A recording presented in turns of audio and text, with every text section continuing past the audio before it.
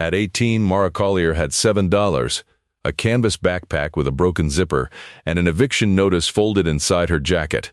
She had been sleeping on a church step in Tillamook for 6 days, eating food bank sandwiches, telling herself the cold was temporary.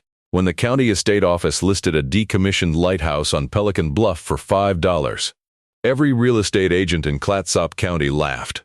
The foundation had a crack, the lantern room had been sealed since 1987, and the last inspector who'd tried to climb the tower had turned back at the second landing. Mara paid her $5 in quarters from the bottom of her backpack. But 6 weeks later, when she finally broke the rusted seal on the lantern room door and found what her great-uncle Wade had locked inside, she understood that the laughing had always been pointing the wrong direction. The shelter on Marine Drive had a rule. 17 and under, no problem. 18, you aged out. Mara Collier had turned 18 on a Tuesday in October, and by the following Friday, her bed at the Tillamook Youth Center was given to someone who needed it more. The woman who ran the shelter, a quiet woman named Sandra who always smelled like cedar soap, handed Mara a printed list of resources and squeezed her hand. Nothing on that list had space available. Mara had checked every one. Her mother had died of pneumonia the previous spring in a hospital bed in Portland, with a social worker standing in the corner because there was no family to call. Her father had never been more than a name on a form her mother once filled out. She had no siblings, no cousins she knew, no aunt or grandmother whose number she had.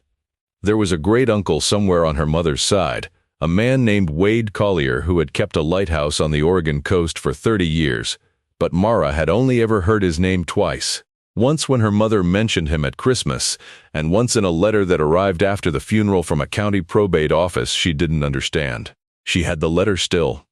It was folded in the back pocket of her jeans, soft as cloth from being opened and refolded too many times. It said that Wade Robert Collier had died in August, 7 weeks before Mara's birthday, and that his estate was being handled by a public administrator named Hendricks because no immediate heirs had filed a claim within the required period. The estate consisted of one lighthouse property on Pelican Bluff, Clatsop County, assessed at $5 for transfer purposes due to a structural condemnation notice and a personal effects inventory that had been boxed and placed in county storage. Mara had read that letter until the fold lines turned white. $5. The county wanted $5 for a lighthouse. She'd had 9 at the time. She chose first. The bus to Astoria cost $3.40. The county administrative building was closed when she arrived, but she slept on a bench outside and was the first person through the door when it opened at 8. A clerk named Bev processed her claim with the careful patience of someone who had processed thousands of claims and still believed each one mattered. She accepted Mara's $5, 2 quarters, 3 ones, some change, and handed her a manila folder with the deed inside. The property's been condemned, Bev said. Structurally, the tower has a crack in the exterior wall, and the lantern room's been sealed since the Maritime Authority decommissioned it in '87. You can't legally occupy it. I'm not legally occupying anything, Mara said. Bev looked at her the way adults rarely looked at 18-year-olds, really looked and said, "The deed is legal. The building is another matter. Be careful up there." Mara walked out of the county building with a deed to a lighthouse.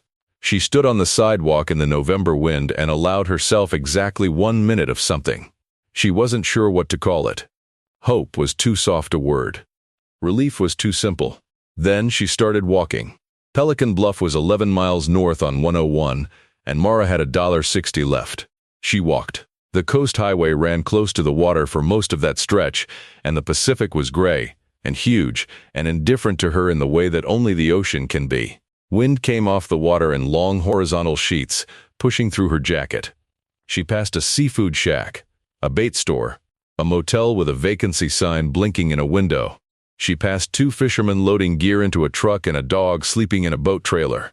She had a backpack with 3 pairs of socks, a wool sweater, a composition notebook, a toothbrush, and a photograph of her mother taken in a parking lot in Salem when Mara was 4.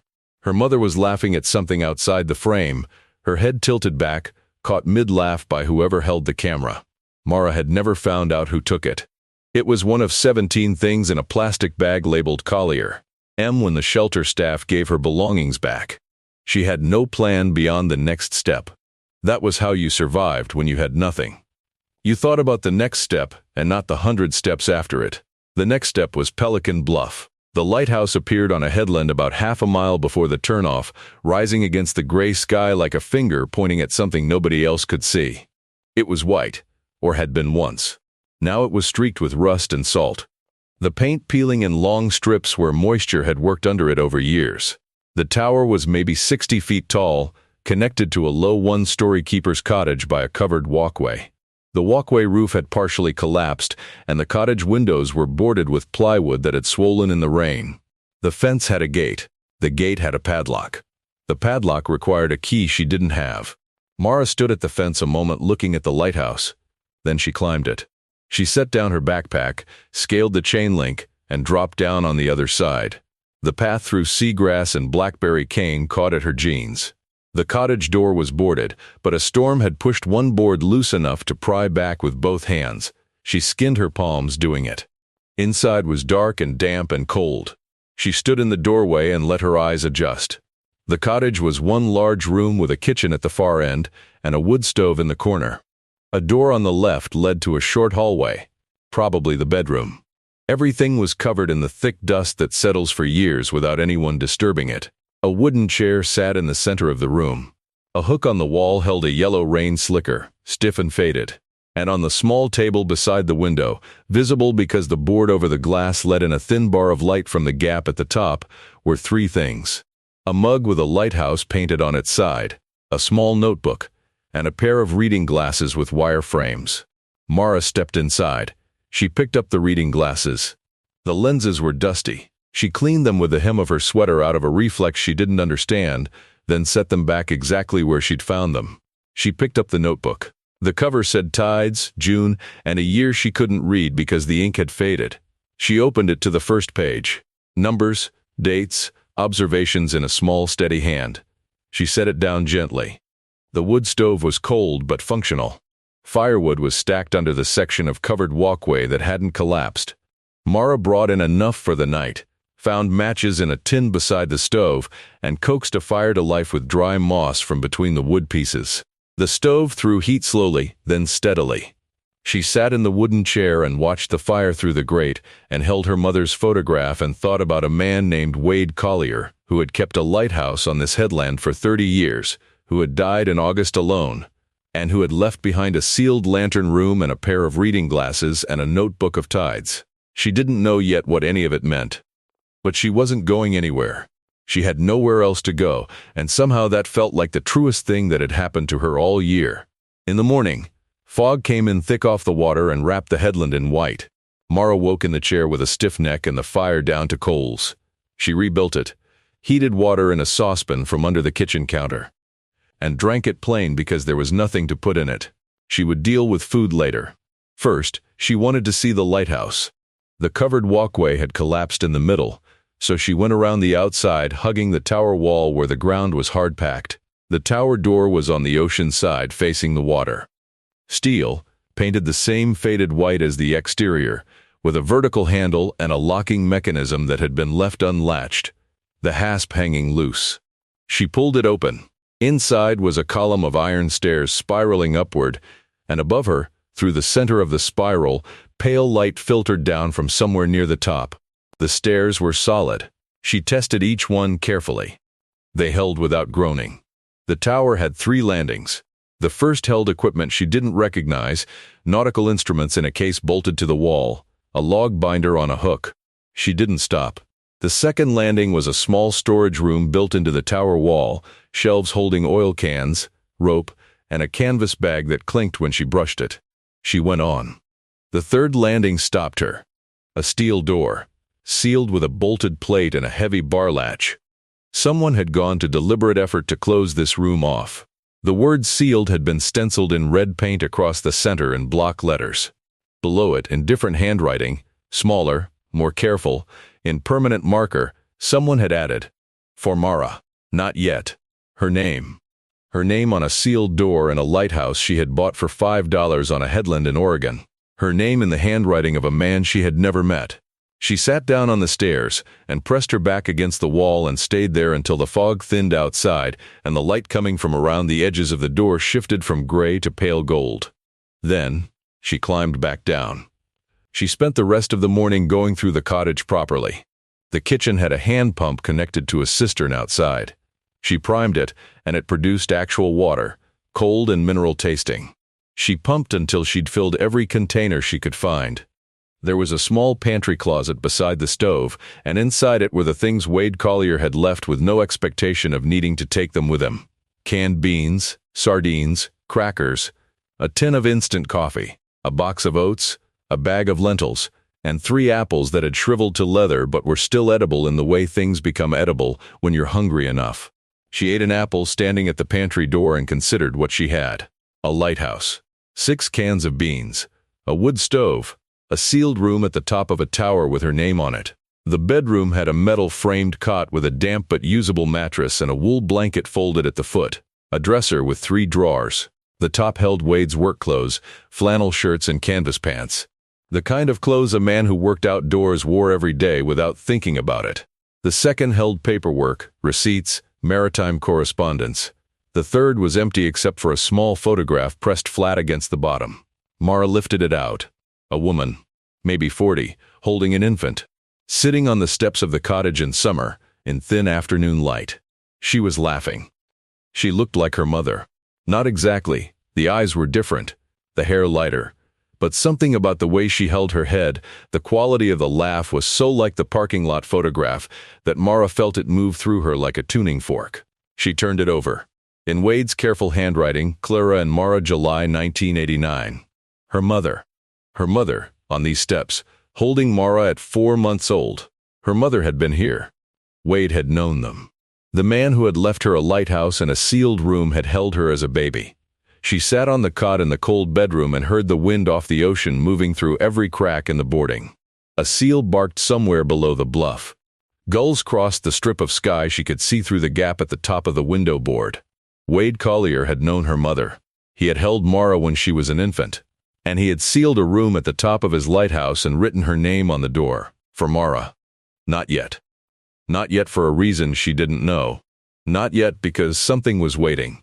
She set the photograph on the dresser beside the reading glasses she'd carried down from the cottage table. The tied notebook. The photograph. The reading glasses. 3 things left by a man who had expected someone to come. She hadn't known she was expected, but she had come. The pantry closet had a floor, and the floor had a seam. Mara found it on the 3rd day. Not because she was looking, but because she knelt to reach a can on the lowest shelf, and her knee pressed a board that moved. She cleared the shelf. The boards were tongue and groove, the same as the rest of the cottage, but in the back corner one board was shorter than its neighbors, cut to fit the space, and when she pressed the near edge, the far edge lifted slightly. She worked her fingers under it. Below was a cavity about 2 feet wide and 18 inches deep. Inside, wrapped in oilcloth that had kept the moisture out, was a metal document box with a hasp clasp, and beside it, a bundle of pages wrapped in oilcloth and tied with waxed cord. She lifted the metal box out first. The hasp opened without resistance. Inside were 3 things. A handwritten ledger, its cover labeled simply accounts in Wade's script, a smaller soft-covered notebook, different from the tied log upstairs, and a single sealed envelope with Mara's name on the front. She set the envelope aside. She wasn't ready for it yet. She opened the ledger. The first entry was dated September 3, 1978. Lent Oren Pacheco $80 for boat engine repair. He'll have a bad season without it. Won't mention repayment. Below it, November 14, 1978, paid 2 months' utilities for the Finch family. Left the money order in their mailbox. Below that, March 2, 1979, Lucy Abernethy's roof. Hired the Davalos brothers, paid cash. Told them the owner had arranged it. Page after page. 40 years of entries. Names, amounts, needs, the same careful accounting in the same quiet hand, spread across decades in a community Mara had never known. Every family Wade had helped, every loan he'd forgiven, every anonymous gesture arranged with the care of someone who wanted the kindness to land cleanly, without the weight of obligation. She read for 2 hours. The fire burned down and she didn't notice until her breath clouded in front of her. She built it up again and kept reading. Wade Collier had been lighthouse keeper for 31 years, a government position that paid modestly and came with a cottage and the grounds. He had never married. He had, as far as Mara could tell from the ledger, never spent money on himself beyond what was necessary. The rest he had routed, quietly and without ceremony, into the lives of fishing families and harbor workers who lived along this stretch of coast. He hadn't thought of himself as generous. She could tell from the entries. They were practical, almost clinical. Abernethy roof, $340. Pacheco loan, $80 not to be repaid. Finch utilities, $160. No self-congratulation. No evidence he'd ever told anyone what he was doing. Just a man with a steady job and a careful habit, routing surplus into cracks in the community with the same matter-of-fact attention he gave the tides. The soft-covered notebook was different. She opened it slowly, aware she was moving from the record of what he'd done into something more private. A thinking journal. Not formally dated, just by season. Winter, some year in the late 90s. Summer, a long time ago. Last spring. She read until she came to an entry that stopped her. Clara called today. She sounded frightened. That man she's with isn't right. I can hear it in things she doesn't say. She's protecting someone, I think. The child, probably. There's a little girl. She sent a photograph. The baby looks exactly like Clara at that age. The same stubborn mouth. I wanted to say, come here. There's room. There's always room. But Clara wouldn't accept help. Said she was fine, which is what people say when they're not. I can't make her come. I can't make anyone do anything. All I can do is make sure that if she ever needs somewhere to land, the landing is soft. I'm going to open a trust. Mara set the notebook down on her knees. The fire popped. Outside, the wind moved through the boarding in low harmonic notes. Her mother. A great uncle she'd never been introduced to, quietly preparing a place for her to land. She turned pages until the next mention. Clara's daughter is 8 now. I've sent birthday cards 3 times to an address that keeps changing. Once one came back. The other 2 I don't know. The girl's name is Mara. I say it to myself sometimes when I'm at the top of the tower and there's nothing out there but water. Mara. It sounds like the sea. She read until the last entry, which wasn't dated. I don't have much time left. The doctors have been clear even when they're trying not to be. I've thought about what to do with this place and there's only one answer. There's only ever been one answer. The room at the top is ready. I've sealed it because I don't want anyone else opening it. What's inside is for Mara. Not anyone else. Just her. If she never comes, that's all right. Some gifts arrive too late. But if she does, when she does, she'll understand what this headland is for. She's Clara's daughter. She'll know. Mara folded the notebook along its original crease and held it against her chest and sat in the wooden chair for a long time. She wasn't crying. She was doing something harder than crying. She was understanding. The lighthouse had never been abandoned. It had been held for her, by a man who had spent 30 years keeping a light burning for ships he'd never meet. One more keeping, that was all. One more light, left on for someone coming home across dark water. She picked up the envelope with her name on it, turned it over, set it down again. Not yet. She had more to understand first. There was a harbor at the bottom of the bluff road, a small one with a floating dock, a bait shed and 6 boats that came and went with the tides. Mara had seen them from the tower landing, small bright shapes in the water that turned to white scratches against the gray when the fog came in. She went down on the 4th morning to ask about water. The cistern was running low, and a man on the dock looked up from a tangle of line and said, before she could speak, "You're Wade's girl." He wasn't asking. His name was Gus Fenwick. Somewhere in his late 60s, compact and deeply weathered, wearing rubber boots and a canvas jacket that had been repaired so many times in different colors, it resembled a quilt. He had the hands of a man who'd pulled lines for 40 years, thick, scarred, moving through the rope tangle with the patience of someone who'd never wasted a motion in his life. Wade's great niece, Mara said. Mara Collier. Gus studied her the way men who worked on water studied things. Completely and without hurry. You favor your mother, he said. Same eyes. You knew my mother? Clara visited a few times when you were very small. I remember her. And I remember you, though you wouldn't. He pulled the line free from the tangle and began coiling it. How's the cottage holding? Roof sound. Most windows are boarded. He nodded. I checked on the place twice a year after Wade died.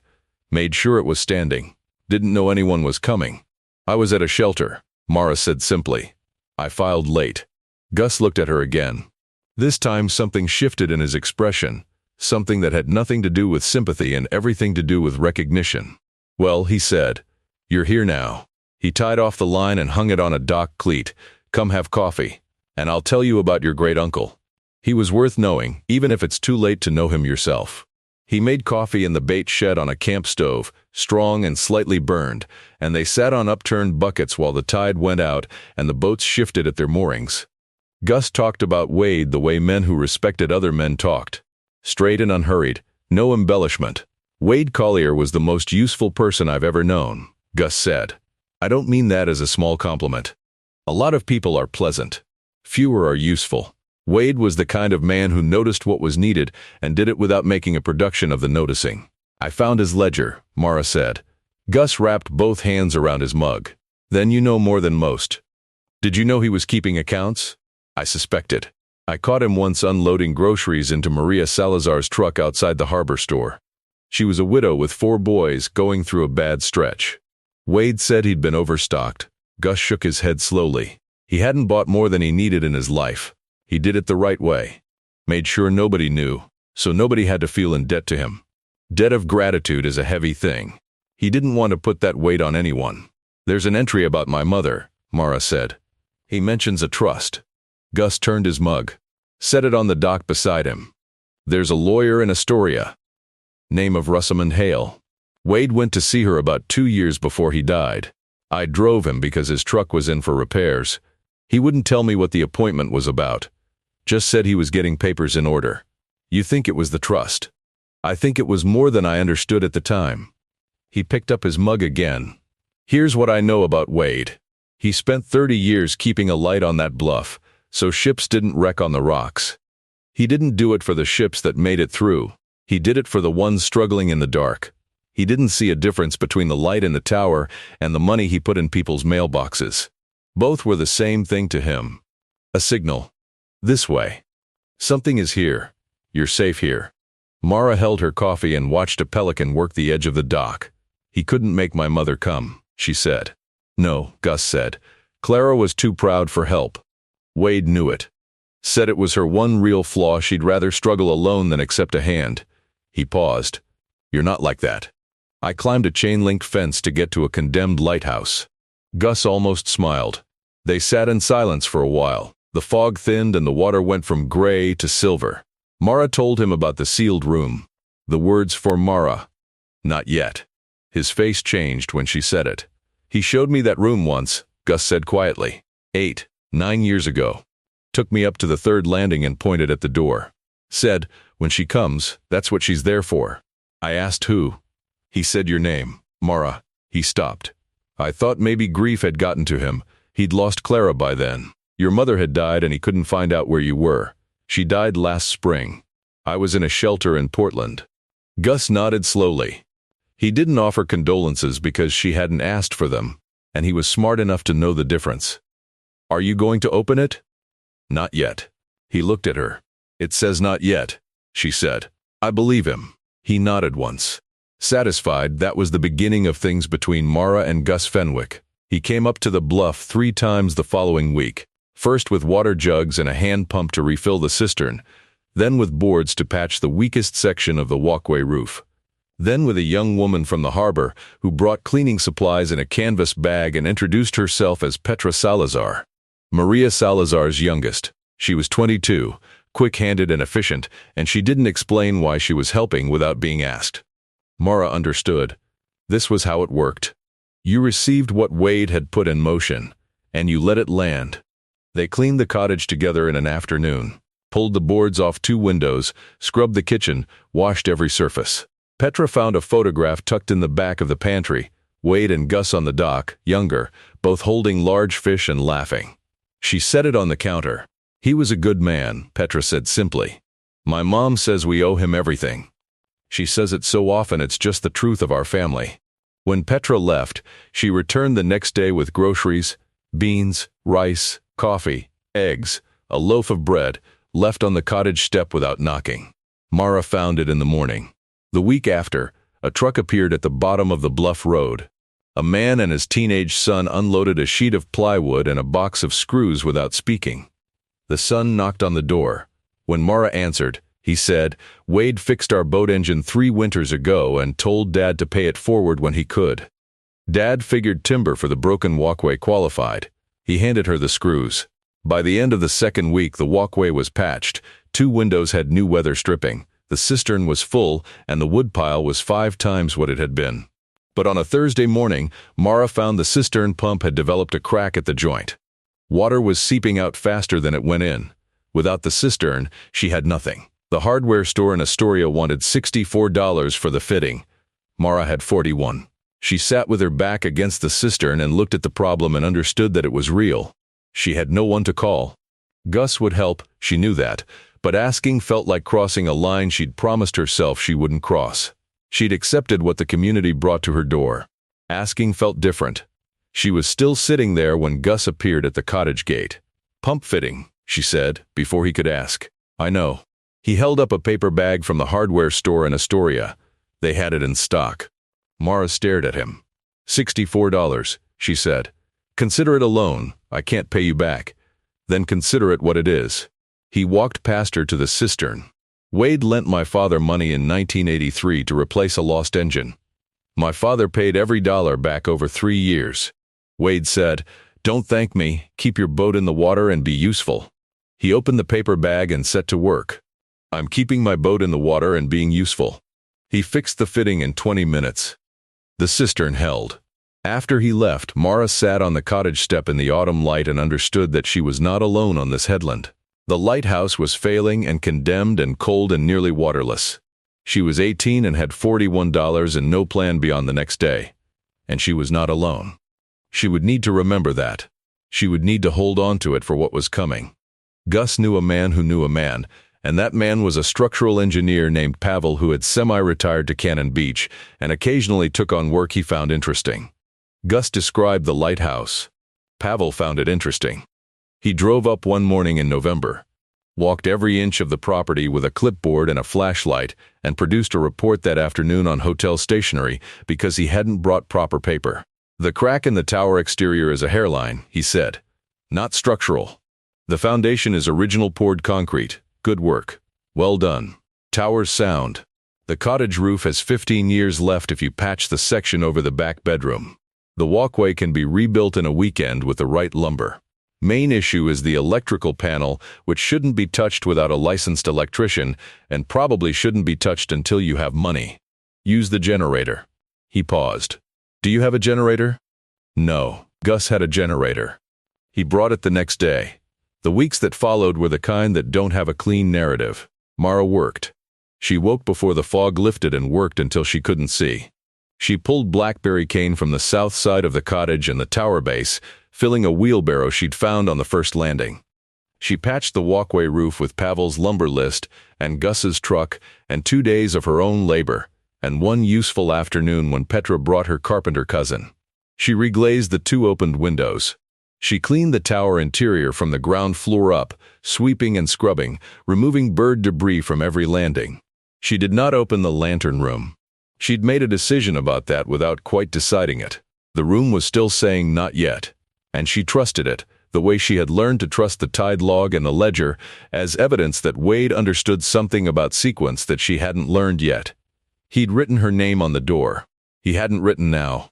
He'd written not yet. She would know when not yet became time. The days built on themselves. Gus came every few days, sometimes with materials and sometimes just with coffee in a thermos and an hour on the cottage step. He told her more about Wade, things that came out slowly the way real memories do.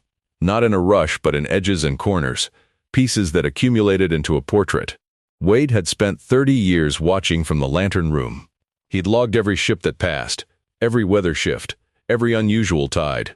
He'd also, Gus said with something close to humor, sent the Maritime Authority quarterly fuel cost assessments that were thinly disguised grocery lists for harbor families, for years, before someone in the office caught on and stopped accepting them. Mara laughed at that. It surprised her. She'd been forgetting to laugh, and it felt like a window opening.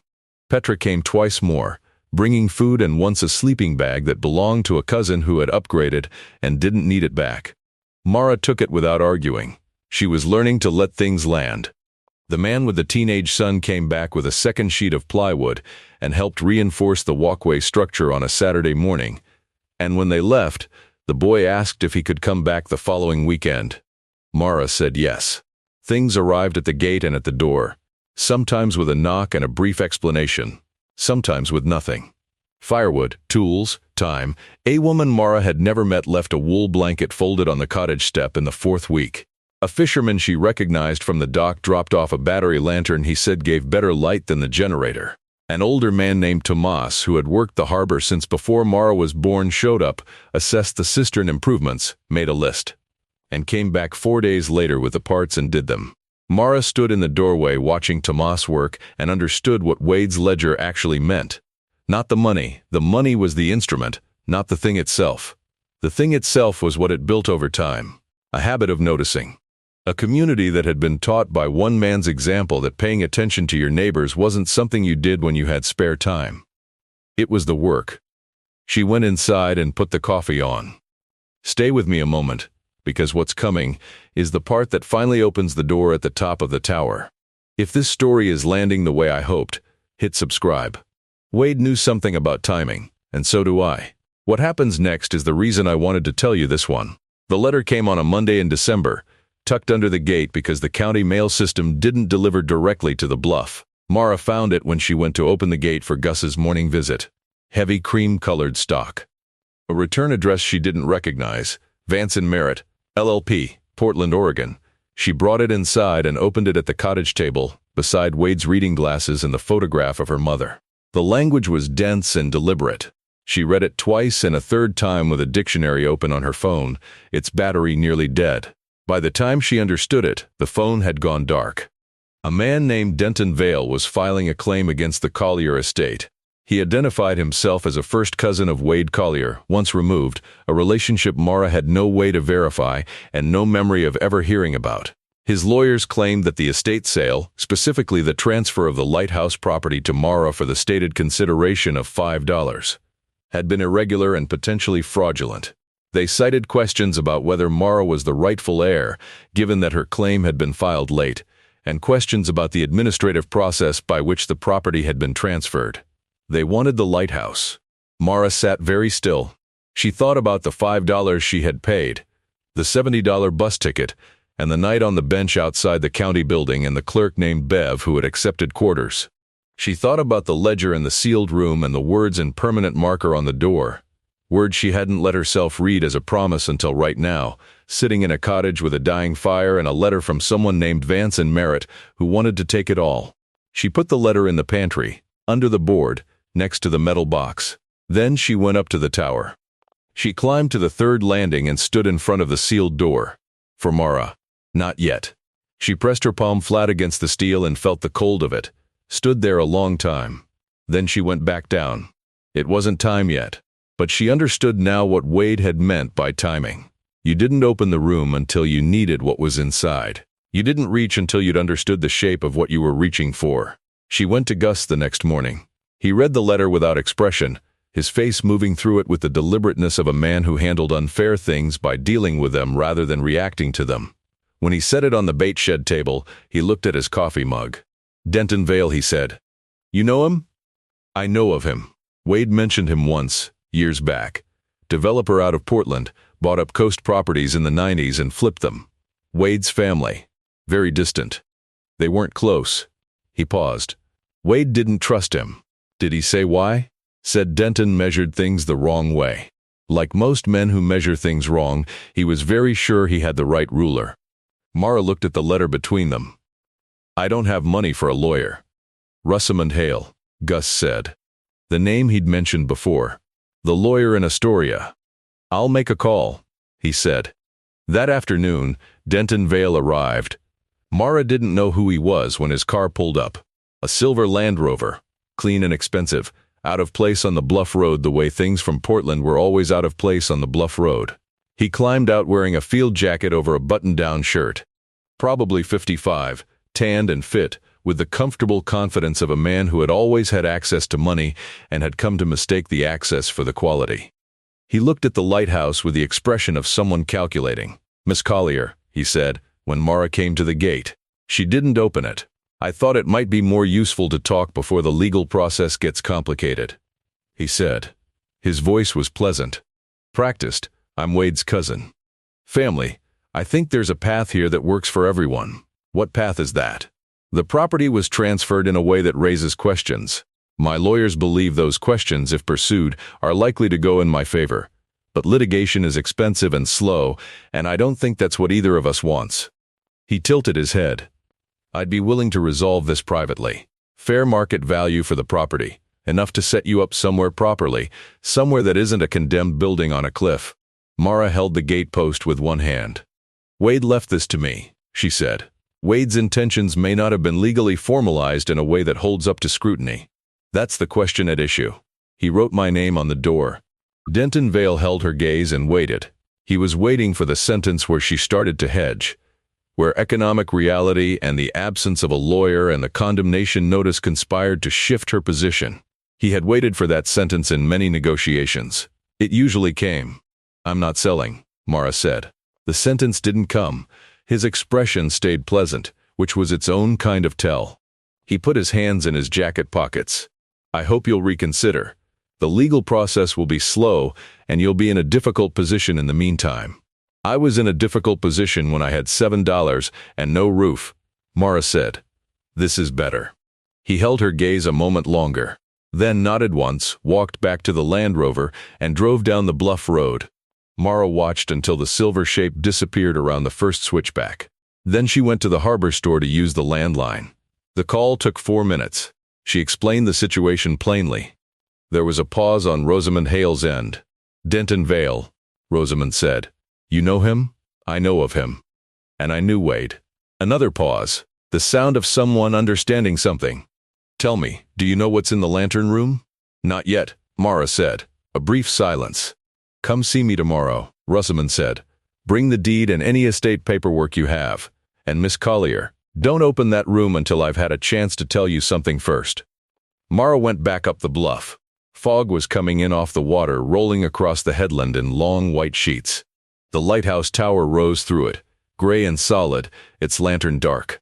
The waiting, she thought, was almost finished. Rosamond Hale's office was in the bottom floor of a Victorian house on Commercial Street in Astoria, 2 blocks from the river. She was in her late 50s, lean and precise, with silver hair pulled back and reading glasses on a beaded chain. She had the quality that the best lawyers and the best mothers share, the quality of making you feel within 30 seconds that she was entirely on your side. She made tea and set it in front of Mara without asking. Then she sat across the desk and opened a folder. "I drew up Wade's trust 8 years ago," she said. "He came to see me with the clearest understanding of what he wanted that I've encountered in 30 years of practice." She folded her hands on the folder. "I've been waiting for you, Mara, not impatiently. Wade said it might be a long time." Mara set down her tea. "The trust exists," Rosamond said. "Wade established it in 2014. It holds the Lighthouse property and its land in trust for you, Mara Collier, sole heir. It also holds the contents of the lantern room, which you haven't opened yet." She opened the folder. The lantern room contains a sealed document box and a letter. The document box holds the original trust instrument and, separately, a set of savings bonds that Wade began purchasing in 1989 and added to each year until his death. She turned a page. The current value of the bonds is $147,200. The room was very quiet. Mara heard the river through the window. A car passing on Commercial Street. The small sound of tea cooling in the cup in her hands. "He started purchasing them in 1989, she said, "when I was born. Your mother visited that summer. He wrote in the trust instructions, I have the original language here, that he began the fund because, quote, Clara wouldn't let me help her, but I could help the child without her knowing. The bonds are for Mara, not for anything specific. Just for the particular kind of emergency that comes when you're young and alone and the world hasn't arranged itself yet." End quote. Mara set the tea down because her hands weren't steady. "He said more," Rosamond said. She turned a page, and her voice took on the careful quality of someone reading what mattered. "I'll read his instructions exactly as he wrote them. Rosamond, when Mara comes, and she will come, please tell her this before she opens the room. I know you never met me. I know you didn't know I was there. I know your mother kept you from most of her life, including the parts of it that had room for you. I'm not telling you this to criticize Clara. She was proud and scared, and doing her best with what she had. I'm telling you so that you understand the bonds were never an act of pity. They were an act of attention. I watched, from a distance, because that was all I was allowed to do. And I thought, if I can't keep her safe, I can at least keep something ready. Something that says, this child matters to someone. She always did. The lighthouse is yours. The headland is yours. The bonds are yours. Denton Vale will probably make a play for it. He's that kind of man. Don't let him. You're exactly the kind of person this place was built for, which is the kind of person who keeps a light burning, not for themselves, but so other people don't wreck in the dark. Open the room when you're ready. Everything you need to understand about what you're doing there is already in the room. Wade. Mara put her hands flat on the desk. She looked at them. She thought about a man she'd never met, climbing to a lantern room once a week, checking the seals, adding to a bond account, keeping a light burning for a child he had held once, 4 months old on the steps of a cottage in July, in thin afternoon light. She thought about her mother, proud and scared, keeping people at arm's length because that was how you survived when the world had been unkind, and how the thing that kept her safe, her pride, had also kept her from this headland and this man and these bonds. Her mother had struggled for 20 years within reaching distance of help she didn't know was there. Mara understood that grief very clearly, and she let it be what it was without making it mean the wrong thing. Her mother had done what she could with what she had. Wade had done the same. The tragedy was the distance between them, not the love. What does Denton Vale actually have? Mara asked. Her voice was steady, steadier than she'd expected. Russaman turned to the last section of the folder. Nothing. The trust predates his claim by 8 years. The property was never part of the estate sale, it was never in the estate, because it had already been transferred into the trust in 2014. The $5 administrative transfer was a county processing fee, not a conveyance of ownership, because the ownership had already moved. She closed the folder. His motion has no foundation. If he pushes it to court, he'll lose. His lawyers know it, which is why he came to you in person first. He wanted me to settle before I understood what I had. Yes. Mara thought about the sealed door. Not yet. Not yet, because you don't open what's waiting for you until you understand the sequence.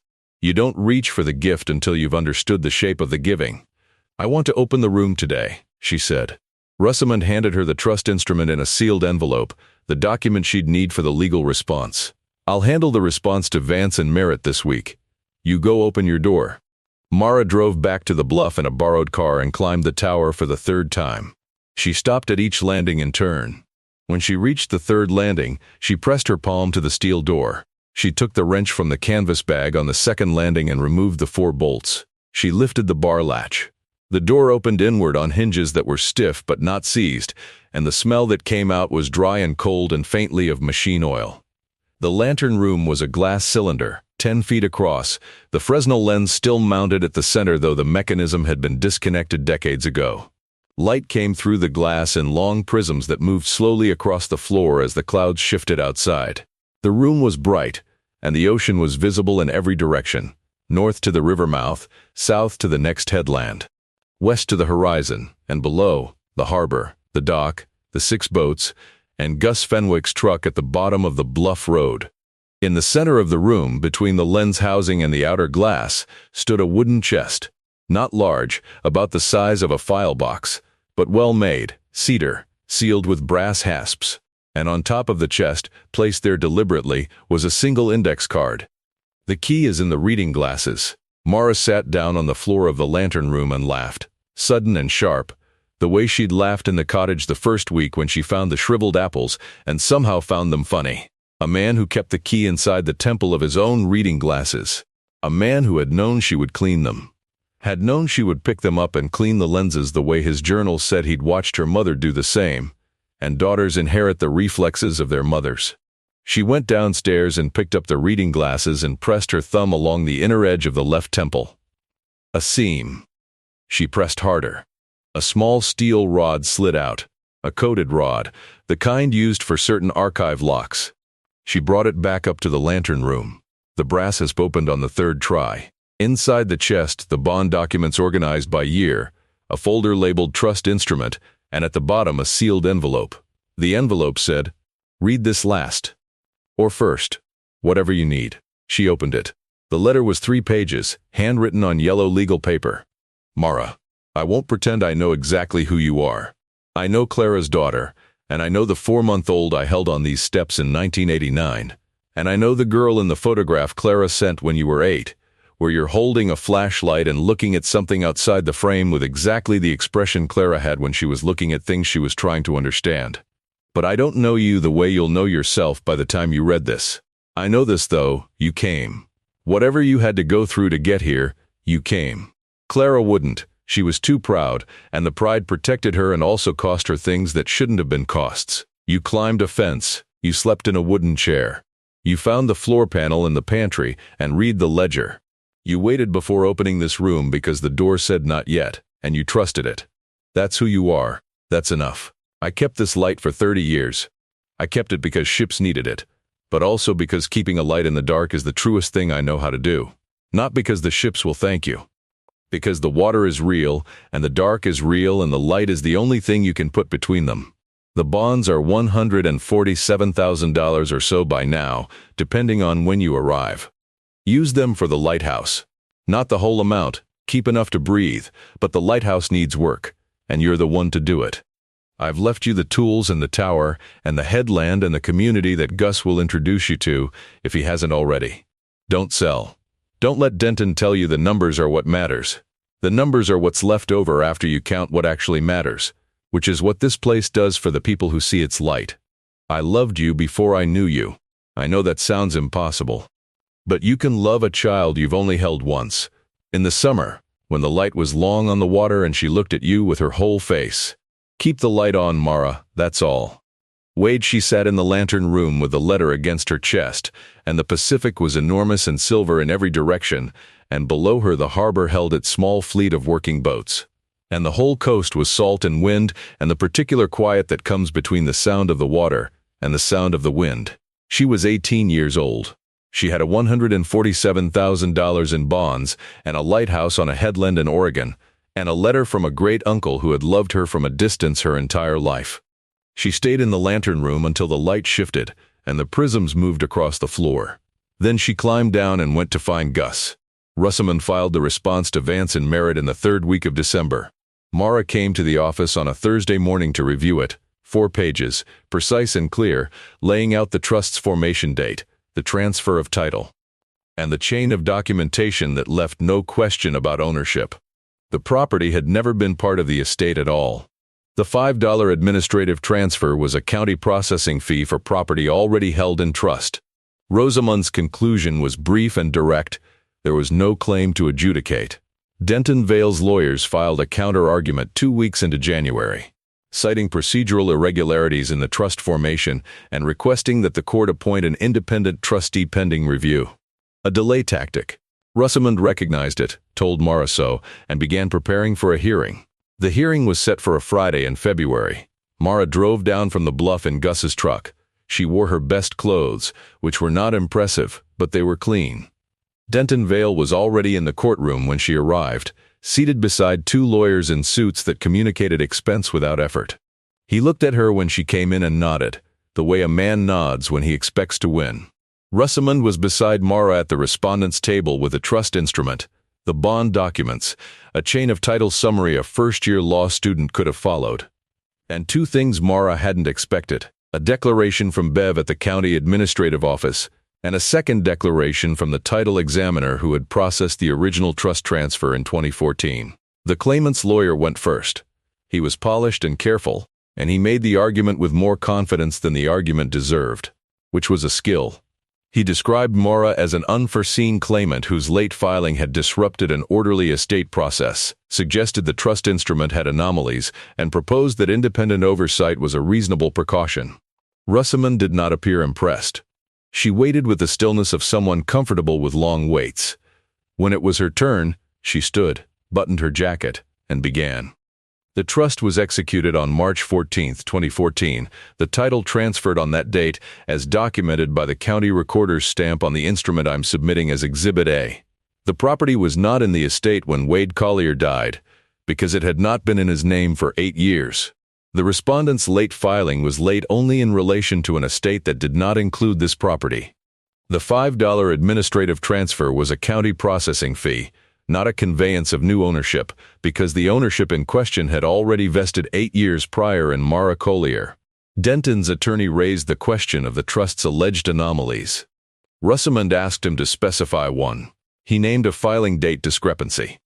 Russamond produced the county recorder's certification showing the original stamp. The discrepancy was a photocopy error in the claimant's own documentation. They had been working from a copy of a copy. The judge asked Denton Vale's attorneys for any other claims. There was a brief, quiet consultation at the table. The senior attorney spoke for 90 seconds. When he finished, the courtroom was quiet. The judge looked at his papers. He looked at the trust instrument. He asked the claimant's attorney one question: on what basis they were disputing a trust transfer documented by the county recorder 8 years prior, and when the answer came, which was essentially a restatement of arguments already addressed, he nodded once. Motion denied. The property was vested in the Collier Trust in 2014. There is no basis for the claim before this court. This matter is closed. Denton Vale's expression didn't change. The pleasant look stayed in place. But beneath it, something had shifted. He had counted on uncertainty, on a young woman without resources, without a lawyer who knew the trust existed, without the stamped documentation from 2014. He had counted on leverage that wasn't there. Russamond gathered her papers without haste. Outside, the February sky was low and white, and the wind off the river was cold and clean. Mara stood on the courthouse steps and looked at the street. Denton Vale came out behind her. He stopped at the top of the steps. Mara heard him and turned. He was still for a moment. The pleasant expression was tired now. Not gone, but tired. "The Lighthouse isn't worth fighting for," he said. "Not at market value. I hope you know what you're doing with it." "I'm keeping the light on," Mara said. He didn't seem to know what to do with that. He walked past her to the parking lot. Mara watched him go and thought about what he'd said. The Lighthouse isn't worth fighting for. Worth. Measured against market value. That was the instrument he had. You used the instrument you had, and if your instrument was a balance sheet, everything that didn't fit the balance sheet appeared worthless. She understood, without contempt and without particular sympathy, that Denton Vale had been given a very limited ruler. She hoped, mildly, that losing something with no market value had cracked the instrument slightly. That was all.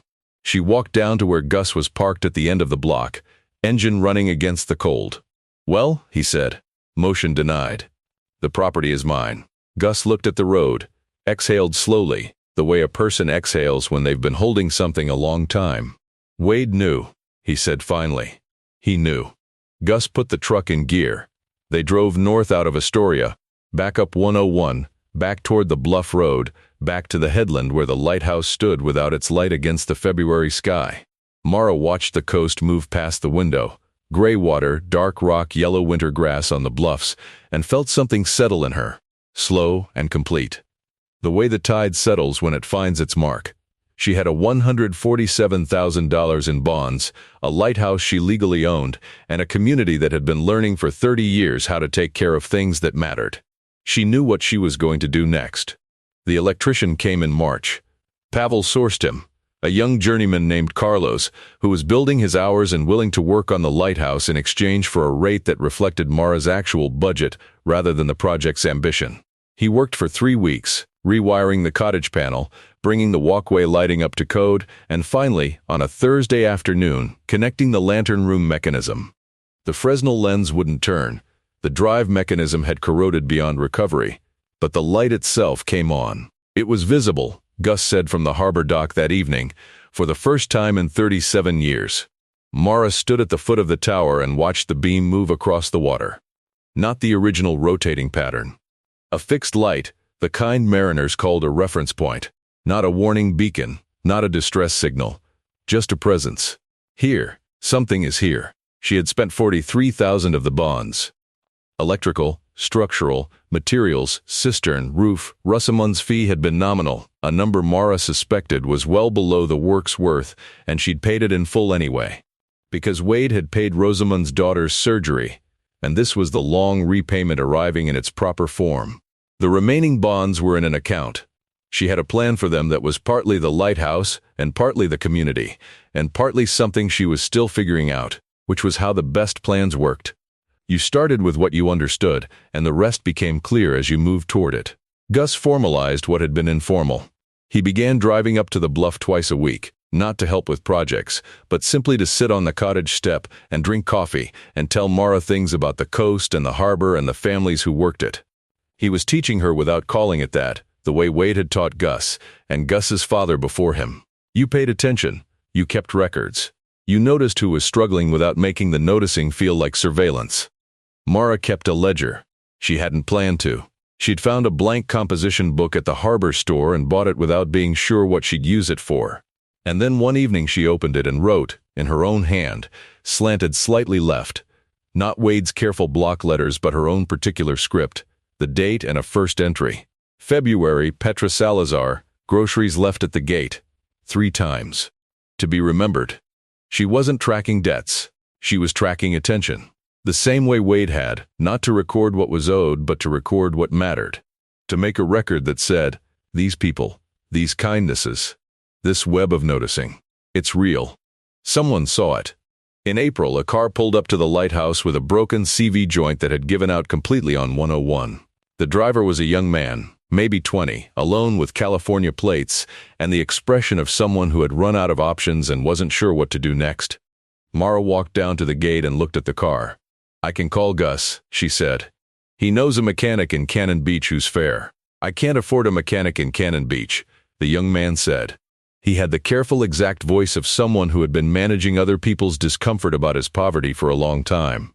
Then come in, Mara said. Coffee's on. His name was Eli. He was 21, trying to get to Portland for a job interview, had spent his last $40 on gas in Eureka, and was sleeping in the car. He sat at the cottage table with Wade's reading glasses on the counter beside him and answered Mara's questions carefully. The careful way of someone who'd learned to be cautious about what you said to people who might use it as a reason to say no. Mara called Gus. Gus called the mechanic in Cannon Beach. The mechanic happened to have a used CV joint for that model in his inventory, which Gus said was nearly miraculous, and which Mara privately thought was the kind of coincidence that happens when you've spent 30 years being useful to people who are then useful to people. The repair took an afternoon. Mara and Eli sat on the cottage step while Carlos drove up and worked in the harbor lot at the bottom of the bluff, and Eli told her, in pieces, about the job he was trying to reach, and the 2 years prior to this that had not gone the way he'd planned. Mara listened. She didn't offer advice. She poured more coffee when the mugs ran low and she let him arrive at the point of the story on his own, which was that he was scared and didn't want to be, and didn't know who to say that to. My great-uncle left me this lighthouse, she said, when he was done. I had $7 when I found out about it. I had nowhere to stay and no plan past the next day. She looked at the bluff, the seagrass moving in the April wind. It got better. Not immediately.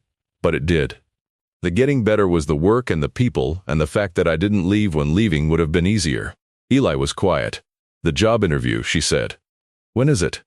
Monday. The spare room has a mattress, she said. It's a long drive from here to Portland, and you should sleep somewhere tonight that isn't your car. He looked at her. Pay it forward, she said. Not to me.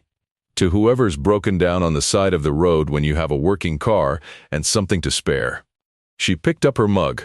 That's how it works here. Eli stayed the weekend. He fixed the loose hinge on the walkway door, which he'd noticed without being asked, and split a cord of firewood that had been sitting in rounds since March. He was gone Monday morning before the fog lifted, heading north in a car with a working CV joint, with a bag lunch from Petra that appeared on the step without explanation. Mara watched his car disappear down the bluff road and went inside to write in the ledger. April, Eli. And then she wrote what she knew. His name and his direction, and the fact that he'd split the firewood and noticed the hinge and thanked her in the careful way of someone who had not expected to have something to be thankful for. She didn't know if he'd make it. She didn't know what would happen in Portland or what the months after would hold. She knew he'd had coffee and a warm room and a car that ran. And that was the shape of the possible from where she stood. She would keep the light on. The rest was his. 6 months later, the lighthouse was in the harbor maps. Not officially. The Maritime Authority hadn't relit it, but in the informal maps that fishermen pass between themselves, the hand-drawn ones on waterproof paper with notes in the margins about current and depth and where the rocks came up fast. Someone had added a small lighthouse symbol at Pelican Bluff with a handwritten note beside it. Light on. Mara found out when Gus showed her a copy, unfolded on the bait shed table, tracing the coast with one rough finger. She didn't say anything. She folded the map carefully and handed it back. The cottage had heat and light and a working kitchen. The walkway was solid. The tower was open. On clear days, Mara climbed to the lantern room and looked south toward the river mouth and north toward where the coast bent into Washington, and the water was always there, enormous and ongoing, moved by the moon and indifferent to almost everything else. She kept the ledger. She'd filled 40 pages. Not all of it was about money spent or help accepted. Most of it was smaller than that. A name. A date. A note about what someone needed and what she'd been able to do. The record of a life lived in attention to the things that slip through when no one looks. Gus came every Tuesday and Thursday. He drank coffee and told stories and sometimes fell asleep on the porch in the afternoon sun, which Mara found, without quite knowing why, deeply settling. An old man sleeping on a porch meant things were well enough for sleeping. Her mother had been proud. Wade had been quiet.